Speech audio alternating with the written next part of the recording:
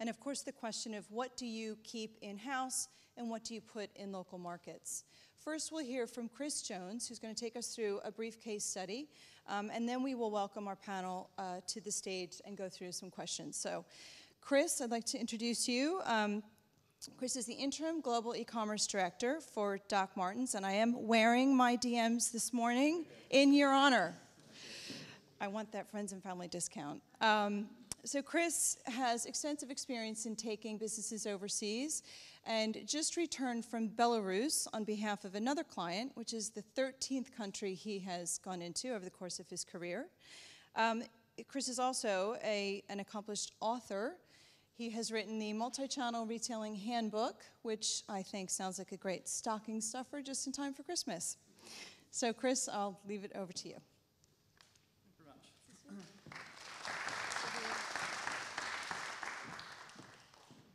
Where's the magic wand thing that does the slides? So, small technical crisis, somebody nicked my slide. Not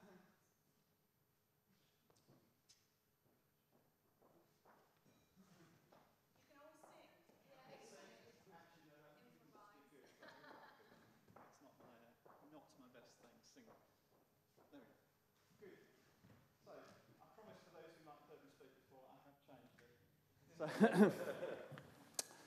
So yes, just back from Belarus. Not for Dr Martens, I stress. Very, very strange place. Europe's last dictatorship. It's a country, as far as I can tell, that has been built by its IT department. It's full of fantastic features that nobody wants. It's kind of a bit like Milton Keynes with tanks. On the other hand, speaking to some of the points that have just been made, on the surface it looks like a great place for us to go. It has a reasonably high income. The government is investing massively in getting broadband across the country. The road network's great. The distribution network's great. Just one small snag, which is that if you, as a Belarusian citizen, spend more than $100 on a website, then you get put in prison if it's from outside of Belarus. So my client is actually, at the moment, looking very, very hard at click and collect, and collect will be in Poland. So there's a slightly different take on international. So for Dr Martens, we're kind of going, well, maybe not Belarus, although actually there's quite a big market for our steel toe-cap boots for the secret police. And we're wondering if we can do a kind of trade sale there. So maybe not Belarus. So where next? Well, we're kind of looking about whether we could go elsewhere in Eastern Europe. And the next place we've had a look at is Poland. Now, you will have noticed that Poland was kind of very high on the chart we just saw, very popular. Just one snag, as we've discovered. The bloody Germans have got there first. So, actually, for us, that's a huge strategic dilemma. Dr Martens is being sold by Zalando. Clearly, they are buying Zalando products from us. And we are looking very, very hard at whether or not it makes more sense for us to go, right, these guys are spending 75 million euros at the moment, far, far more than our global marketing budget in total, selling our products to customers in Poland, Germany, and some other markets. And for us, that's a big strategic dilemma. Are they actually a better route to market than we could be ourselves? And we're kind of thinking that kind of issue through very hard at the moment. In some places we think they probably are, or people like them. And in fact, the best route to market is not to do all the things that we've just been talking about. And I would seriously suggest that everybody kind of thinks about that kind of issue. It isn't necessarily a no-brainer in a lot of places, even if all the hygiene factors are in place that we've just been talking about, to say, yeah, we should go international. So we're currently kind of looking at lots and lots of data, all of which is very confusing and not necessarily helpful to decide where it makes sense for us to go in combination with those kinds of things. So some weird highlights. Our worst converting country is Mexico. to be honest. But actually, it's up there in our top visitors. And we're kind of wading through lots of statistics like that at the moment. Trying to make the kind of picture that's just been talked about, which is what's the total market in a country, which part of it could we seriously reach with our own e-commerce, which part of it is much better reached by other people spending their own money to sell our products.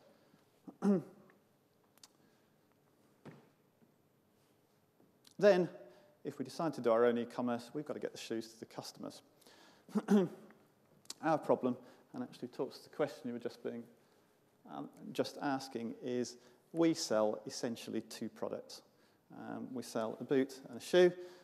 Now we sell different colours of them and things. And then we sell a whole extended range of slightly more bizarre things, including some extremely bizarre products. Strangely, in some markets, Saudi, we don't sell the one that says God is dead in graffiti on the side, for example. So we have this kind of core range, and in some markets, a core range, a slightly bigger core range, held by local distribution partners who act as wholesale partners. And then we have this big extended tail. And we are in the process, I have to say at the moment, of looking at trying to do some mixed fulfillment model where we will fulfill the core products locally, but we'll fulfill the extended range from the UK and just deal with the consequences of that from a margin, delivery costs, delivery proposition, and returns point of view. Sounds nice when I stand up on the stage and say it. The practicalities of that are a little more interesting. One invoice or two, one order or two, all that, one payment or two, all that kind of thing we're working through at the moment. But it's kind of fundamental to us. We are the 1460 boot, and then we're a lot of other stuff. That's where we want to go in the long term. We also have the extra problem that there is a slight difference in sophistication in our fulfillment capabilities. We do have a nice warehouse in the UK. We do, in all honesty, I couldn't get a proper photo of it, but we do have a man on a bicycle in South Korea at the moment who gets an order from the e-commerce site that isn't our own in South Korea, long story, prints it out, gets on his bicycle, goes and picks it in the warehouse, pedals back to where we fulfill it from, and we're kind of thinking, well, okay, that probably needs to improve. And that presents some serious IT integration challenges. Have you ever tried to integrate with a bicycle? So we're kind of working our way through that at the moment. So returns, of course, he just pedals backwards. It's kind of pretty straightforward, really. So we're looking at the moment at how to build a back-end infrastructure that's going to be capable of doing both of those things, doing the mixed fulfillment model and integrating with the bicycle, as well as the beautiful warehouse management system, 20 years old, but beautiful-ish, that we've got in the UK.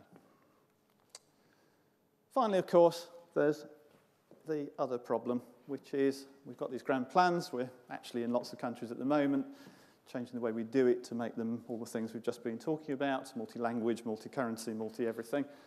Local sites, one should have launched yesterday and it hasn't, and I might be a bit nervous on my phone in a minute. There are some practical challenges. We have a core range. We don't sell all products in all countries. We source some products locally. Things like shoelaces and polish we don't do centrally. We do unique products. Asians have smaller feet. Asians buy more sandals. Americans have bigger feet. We have to have bigger sizes. So we have to manage all that, and everybody will know that the best and most fun part of e-commerce is managing product data. We have implemented, actually, not in the process this time, of implementing some global directory local catalogue management concept, which has actually gone very well to wade our way through all of this, but it's resource. Actually, our brand is different in a lot of the markets. I stereotype a bit for the purpose of this, but it is actually quite a different brand image in different markets. We are talking to different customers in different ways. Everybody comes to Dr Martens because they want to buy that black boot. Most of them don't. merchandising is fundamental to our strategy. We need to reduce the dependency of our company on that black boot. We are trying to drive customers into our more interesting and more expensive products. But they are different countries, different customers in every country, and a different assortment in every country on top. I've just been doing the staff planning for how we're going to manage that going forwards as we go into more and more markets with our own e-commerce as opposed to weird local solutions that we've not got proper control over. And it looks like that. Fairly big team. It's not going to scale, fundamentally. So we are looking at how we automate all that. Personalization technology, automation technology, all those kinds of things that people want to sell you whenever you go to internet retailing shows actually are essential for us, not necessarily because they're going to drive sales, but because they're going to stop me having to employ that many people. We're not a very big company, actually, mega brand, but not actually that many people. Just can't afford it. Promised to keep to time. I hope I kept to time. Great job. It's me. Thank you, Chris. Okay, stay up.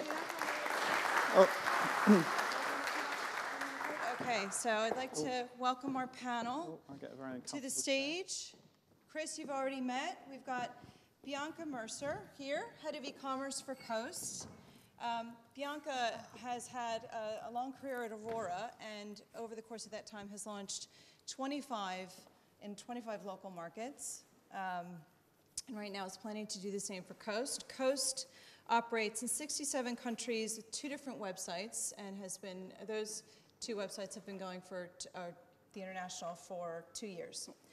And then we've got Sharon Lowrie, who is at Hobbs. She is the Director of Technology and Business Change.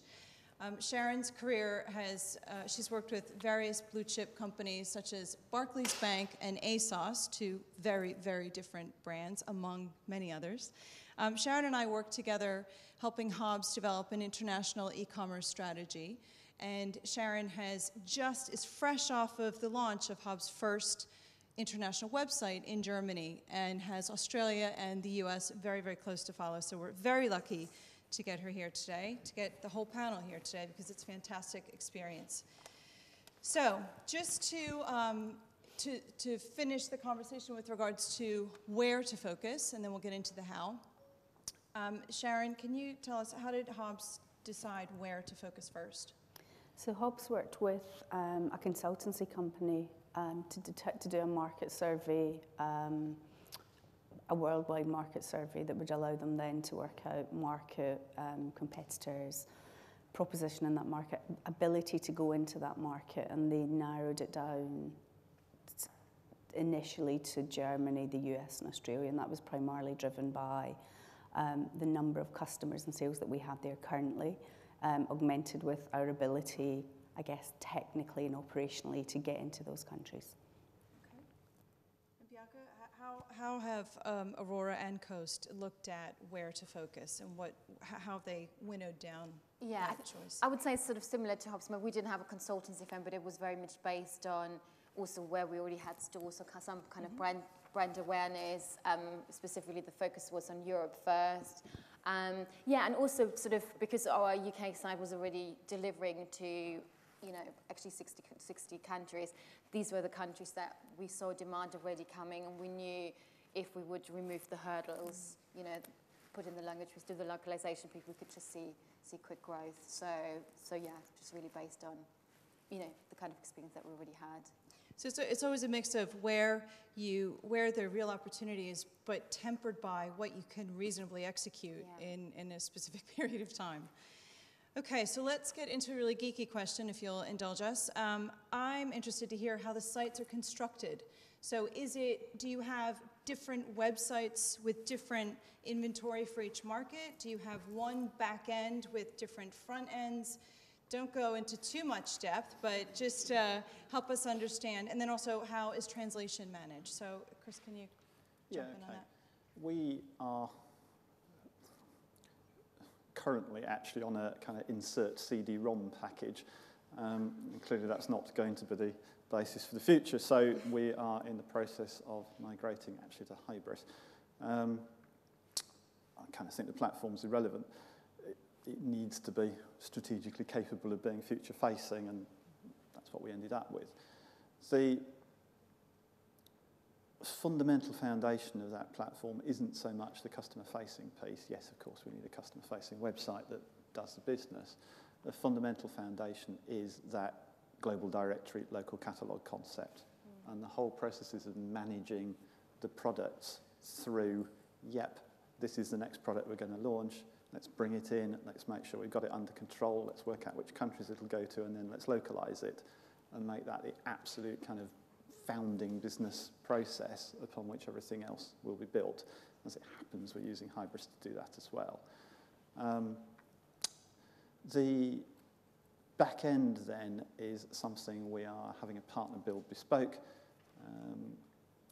for a number of reasons. The most basic of which is we do genuinely have, and we will have to deal with, this wacky range of competencies in the markets that we're likely to enter, where in some cases we will enter in partnership with existing local distributors. So we have to have something that's able to accommodate the Korean local distributor genuinely runs from a warehouse with bicycles and men with little bits of paper, versus the UK where we have a, in principle, state-of-the-art, in inverted commas, warehouse. So we're driven by the variability more than anything else of our competence worldwide. What about translation? Translation, we are doing as part of that, fundamentally part of that product management process. And of course, then there's the rest of the site to translate as well. So we take a slightly pragmatic view, which is we will translate in bulk as cheaply as possible. What we get is something moderately nasty. It's a lot better than Google, it's far better than Google Translate. Humans are doing it. But it is moderately nasty. And then essentially we are engaging the local teams and saying, right, it's kind of over to you. You can polish these things piece by piece now and make it better and better. We've done the horrible bulk work for you. On you go. And we are seconds away, I'm just waiting for the phone call at the moment, from launching the beta in a new country. It will be a beta, it's a bit nasty at the moment. And we've said to the local team, which is essentially a wholesale team, so it's not a B2C team, this will drive your sales. Here's a bunch of statistics that demonstrates that just because we've gone direct to consumer, it doesn't take away from the wholesale market, it actually drives it. So it's in your interests. Here's the stats. Now get behind it. So we've said to the country in question, right, we are going to divide our product base, our content base, and all the rest of it up, and you are now going to be the editorial team on top of the nasty cheap bulk translation we've done. So you're kind of winging it at the moment, is what you're saying. Yes. Right. Okay. I think that would be a fair summary. Yep. Okay. Sharon, what about Hobbs? The site construction as you first. well know. I actually do, but I will. As part of the work that Gabby and I did at the back end of last year, I took a look at different technology options. So do we try and leverage what we already have in the UK, which is nice and it's stable and it's scalable and it works? Do we create a completely separate e-commerce platform for all of our international expansion plans? Or do we go and we work effectively with a third party and do a white label type model? And in the end, what we decided to do, certainly for the initial launches, was to use the existing platform we have and effectively work with a translation company that in essence fronts off to our UK website. So everything runs off the UK website. But if you're, for example, coming from Germany, you see a fully translated German site. And we do we have reasonable flexibility on the platform to give you a different user journey or a different experience depending on what country you're in. So all of the translation is done. We did a bulk translation for all of the product catalogue and all of the static content. And then once every 24 hours, the site gets effectively checked and any new content in English gets translated into German. And we've worked with a third party to do that. And it's a third party that's that's reasonably well known and reasonably established in doing this. And they do that for our main and mobile sites, and it's working, albeit 2 weeks in, it's working pretty well. And it's also, I think, interesting to point out too, you will need translation for Australia and for the US. It's relatively light touch. I mean, if you look at the glossary for Germany, it's hundreds and hundreds and hundreds of words, whereas I think Australia has 20 keywords that need to be translated. And then if there's anything specific that we want to have translated, we can submit that for translation as a one-off. So it's pretty flexible. Mm-hmm. Bianca, you've got interesting experience because it's been constructed, Aurora sites and Coast in a sort of a hybrid way. If you could go into that a little bit. Yeah, so we've got, so Coast are all the Aurora, but we've got the UK platform, which delivers to 60 international countries. It's not localized. And then we have got a localized platform delivering, we have effectively 7 countries. So we've got Australia, US, Germany, France, Sweden, Netherlands, and I think I've forgotten one. But but what happens is the site app fantastic. It's multi-tabulated. So what we've the decision was made for the 3 brands, Warehouse, Oasis, Coast, to go in together. So effectively, we're on one platform. And the idea was really for us to share traffic, so you can effectively market one side, with 3 brands on them in one go. So in terms of translation, so we do have a centralized native team. So all of the translation front end, so homepage, newsletters is done internally, and we've got an external company. So literally, catalog will go out there twice a week for them to translate, because we're fast fashion. Like I said, literally, they're translating. Every week the catalog comes back, and so the sites are always completely up to date and in line with what you see in the UK. And it's also important to understand context, right? So it's about you can outsource translation, which is cost-effective and scalable for lots of people, but then there has to be a gut check, preferably with someone in-house who understands context. I feel personally very passionate about it, just because I've seen so many UK brands doing a bad job in terms of it's direct translation. You just can't translate. I'm happen to be bilingual, but it's just simply impossible. And I think especially fashion talk, one thing works and it sounds great in English language, but you try to translate that into German, where is already 30 to 40% longer every single word. It just sounds wrong on so many levels, and I think that's what happens. So I think and I know a lot of brands, they would send it off, it comes back. You put it on the site, hope for the best, that actually does make sense. But I think we made the decision to have somebody native in the team who could always sense check and just make sure it definitely makes sense. Specifically also around products, because, the one thing that, lots of examples, but also I've seen even in marketing terms, like I said, I think it's really, really important to have that native person who really understands, does that make sense in my language? So that takes me into the next question, which is about central versus local. So if you think about what are the core competencies that you would have on your team in-house versus what you would outsource in order to manage the international business, and then how you structure that internally. And I think also it's going to be different for a business who's just launching to one that is growing. But if in your experience with the variety of businesses, how do you think that that's best structured? Again, I think because we went, if I talk in terms of Aurora Fashion, I think, again, the advantage was of all 3 brands going together. Literally, we started having a centralized team, so you didn't have to. I mean, I think for Hobbs to go in and get a person for each country might be too much at the beginning. For us, we made the decision. I think it was a very strong. The business wanted us to go in as localized as somehow possible. So the decision was made. I did feel very strongly that we needed somebody native for each country that we were going into to be able to obviously manage the translation, just make sure the site is right from a translation point of view, branding point of view, usability. Obviously, payment methods are there. You know, even if you look through the marketing calendar, there are key events that you need to pick up on. You wouldn't know unless you kind of come from that market. I don't know, we had a good example, Coast, you know, we sell bridesmaid dresses is what we're known for. Bridesmaid doesn't really exist in Germany. You don't have bridesmaids. You know, this is sort of little things that you just need to know.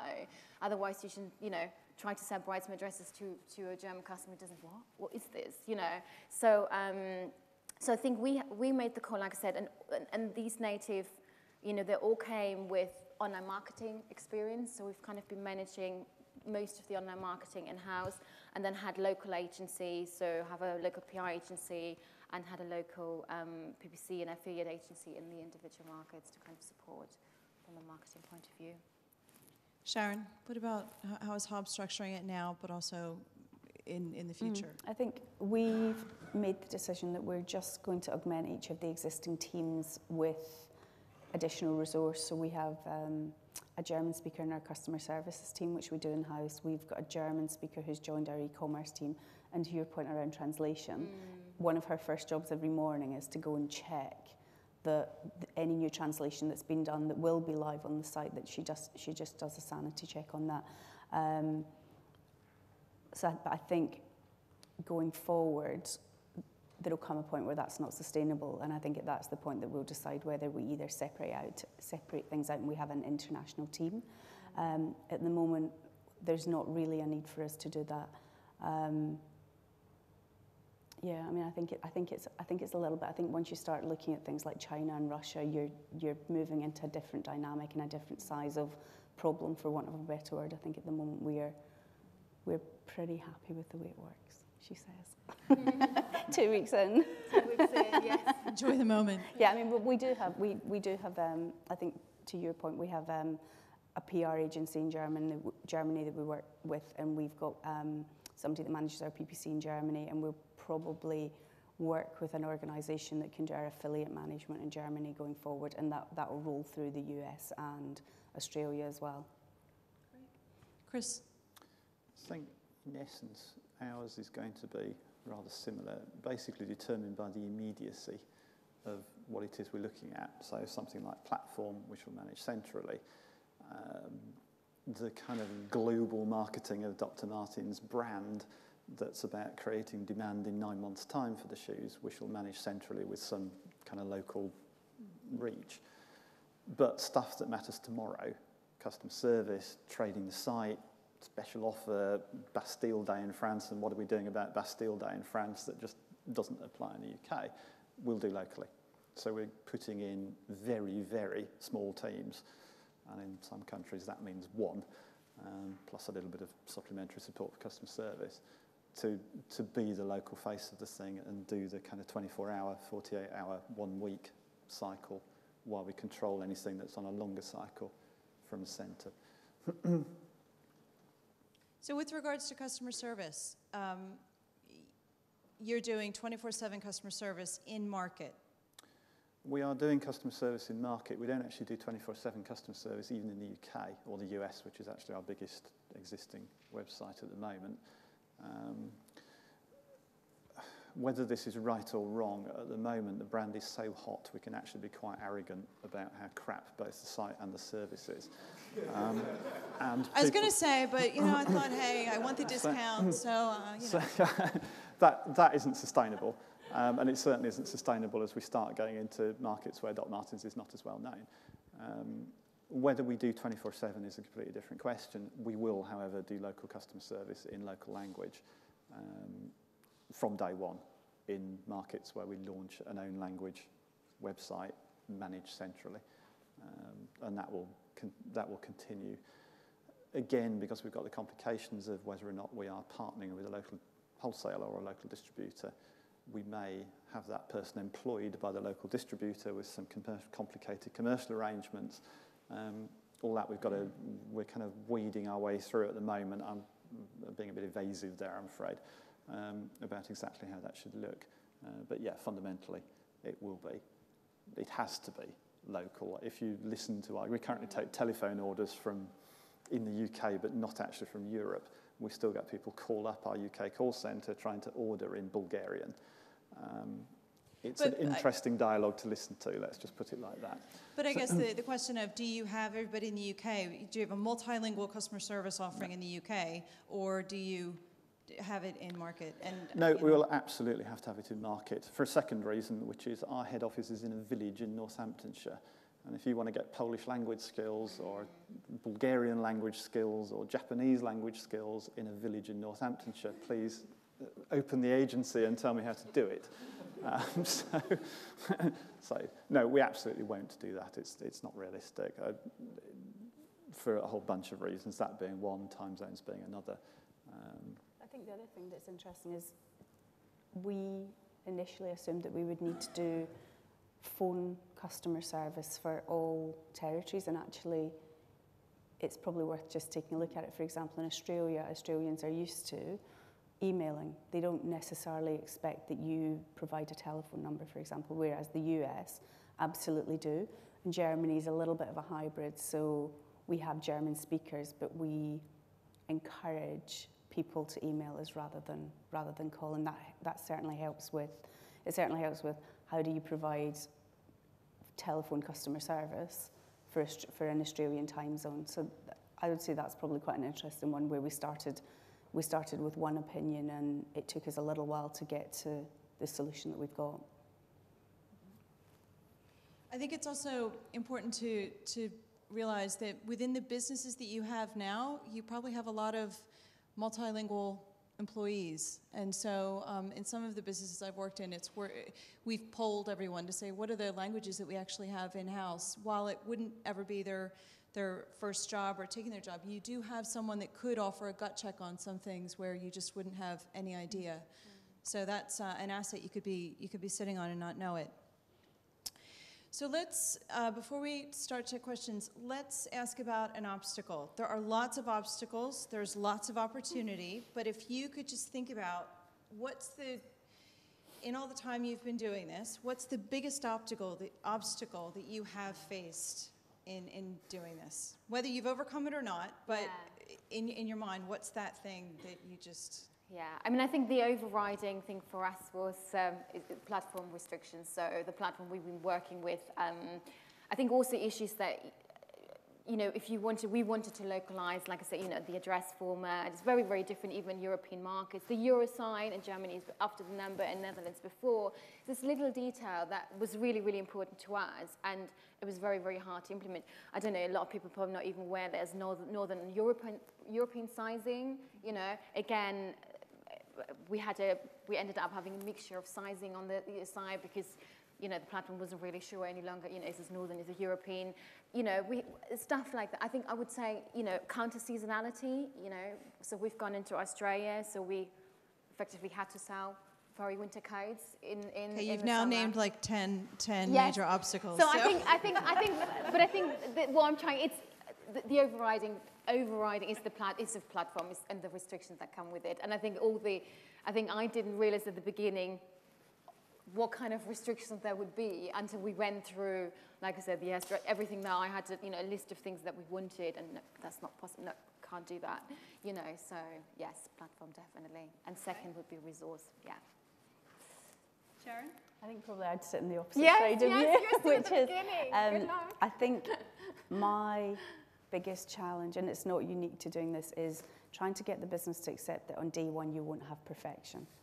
Unless you're starting with a white piece of paper, an unlimited budget, you've no time scales that you're trying to deliver in. So I think it's saying, what would you like, and then trying to cross-reference what the business's aspirations are with what you can actually deliver in a time frame that you've committed to. And I think what we found certainly is if you're really clear about that at the start of the process and everybody understands, it actually makes the job very easy, rather than, you know, people look at the website and it gets and go, oh, that wasn't what we expected for the customer, and that's rubbish, and you know, that's coming at it probably from the opposite side from you. So I think it's just trying to say to people, get something out there that you can actually start to test with, and it's not. You know that you can always make it better, but it's better to have something than nothing. But again, managing internal expectations and making sure they know what it is they're going to see and what that, particularly what that sales curve could look like, no, which isn't ASOS necessarily. No. Initially. Yeah. Chris? I'll talk about a different client than Dr Martens, I think, for this one. Going to be diplomatic? Yeah, I'm not going to name them. You can work it out from my CV if you want. To which the answer is, the biggest obstacle is listening to a nice presentation from somebody like Javelin about where the most sensible place is to do the proposition is, and then ignoring it and choosing the countries for essentially internal political reasons. The online B2B office website in Romania that ended up being the priority country for one of my clients. It's not necessarily their best performing venture. Romania, I think, has the lowest e-commerce penetration in Europe apart from Serbia last time I looked at the stats. Makes for a good headline, though. You know. Yeah, it's great on my kind of profile that here's some bonkers things I've been involved in. Not quite as bonkers as the second-hand cars website in India that I've done, which not a good concept. But yeah, so fundamentally politics got in the way of practicality, and we ended up doing something that was commercially insane. The only good thing that came out of that was that actually the IT didn't work. And we were able to do that safely away from the public gaze because nobody looked at the website either. So that was quite good. There's a silver lining. Yeah, there was a silver lining. Okay. So let's open it up to questions. I'm sure you guys have lots of questions. Sure, front row. Do we? Yeah, I should be loud enough. How about a content management based on the cultural differences? So things like pictures, anyone can hear me? Okay, thank you. So content management based on the cultural differences, so things like pictures that are much more resembling the actual person from the culture, as well as content such as any editorials that you're doing on the websites, etc., any advice and whatever. How big of a challenge is that? So if you think about content versus product information, how have you guys approached that challenge? Actually, for us, that's an enormous challenge, in fact, because we are constantly faced with the challenge of having to remain British, which is part of our key USP, while localising it. The management of it, in effect, and I paraphrase this massively, is to let the local guys do what they want and then vet it centrally to make sure that we're comfortable that it's staying essentially on message. Okay, getting a central guy to vet the Japanese one is a bit challenging, but in principle, we can do it. And that's, in effect, the model we've ended up with. We want to have a centralised structure. This is what the website's going to look like.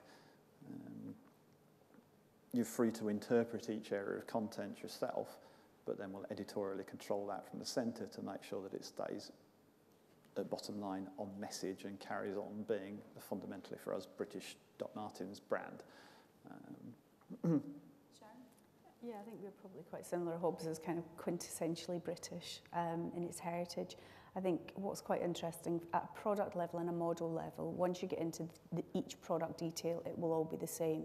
But we have the flexibility, for example, in Germany or the US or Australia, to have a completely different homepage that we could, if we wanted to, use different models and different products. So we've got that flexibility, but at the very core, I guess at a product's detail level, we certainly for the time being, we would use the same model and it would be the same products. But we also have the ability, for example, in Germany, they prefer separates to the UK who prefer dresses, and we have the ability to promote separates within a listing page, so that if you're in Germany, you would see a higher proportion of separates to the UK, where you would probably see a higher proportion of dresses at the top of the listings page. So, again, it's about trying to work out what you can do within a reasonable time frame. But I think it's a really valid point.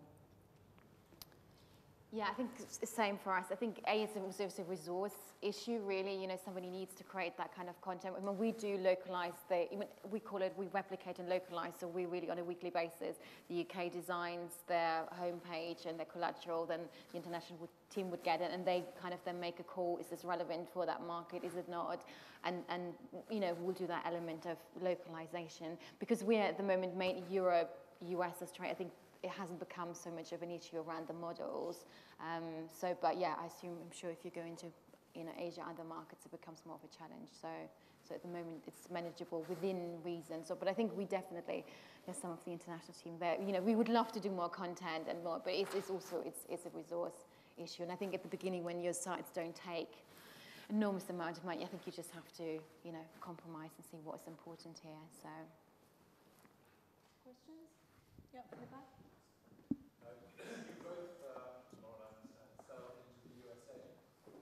Correct. Yeah.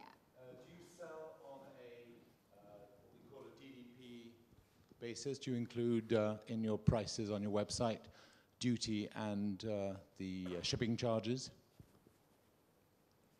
No, we don't. The customer pays delivery and the customer pays any customs and duty at the receiving end. And does the customer in Europe also pay for shipping charges? For Germany, the customer pays €6. It's a flat rate for Germany. And then we have ranks in kind of Northern Europe and Southern Europe outside of the German website. Okay, just one other question. Back to the USA. When your customer returns the product, does he or she get a refund on the duty? I can't remember. To be honest with you, I can't remember. For us, yes, that's the case. So our returns are free, so, and most of the deliveries are free too, so there's not that much, nothing to refund. So do you ever subsidize duty? The way Net does sometimes. They will subsidize the duty charges on shipments to territories. Yes, we are. I have somebody nodding there. Yes, we are. Yes. Is that your friend out there? Yes, it is. No, go. She's our US expert. Our logistics, when we ship, the people we ship with take the duties for us and we pay them on behalf of the customer. So the customer does not have to pay duties. Right, so you pay the duties into the Yep. States? Okay. We have time for one more question. The question's about brand protection. I wondered, seeing as you're all brands in effect, is there ever a temptation politically, as you were describing earlier on, for the business to want to launch into new territory in order to protect the brand from fakes, etc., as well, or as more than there's actually sales opportunity there? Or does that not have too much of a bearing? I would think it has too much of a bearing. I do think brand protection is up front when you look at the strategy. You determine where you need to protect your brand in what territories and where you want to trade. So they can be two different things, but whether it's just making sure you have your trademarks all up to date and your URLs registered where you want them to, this kind of an exercise sort of fleshes that out, but they both need to be considered in the round. I mean, it is all about a global marketplace, and you have to protect that brand everywhere now. I think the grey area in that one, certainly for us, some of the Asian countries, especially China, where there's a kind of question, should we get in there quickly despite all the difficulties and obstacles in order to be Dr Martens ourselves in China, or should we let the fakes do it? and there is a discussion there, but it's a bit of a theoretical discussion, to be quite honest, rather than a practical one, because there's only so fast we can go. Do I want to do China as our first serious Asian one? Doesn't feel sensible to me, but again, that's a discussion we have to take as a management team internally before we make the call. Okay, just to wrap up the session, I'm going to ask the panelists to give us one quick thing that you would say. What is the single most important thing you think everyone in this audience should walk out of here today remembering about going international? One thing. Chris? Never, ever think about going into a country that you haven't visited personally in the company of a local. That's great advice. Sharon? I think define a scope and stick to it as much as possible. Scope creep. Yeah. Bianca? I would say if you decide to localize, just do it properly and not. I don't think there's a halfway house with localization. Okay. Thank you so much to the panel. Thank you for helping us.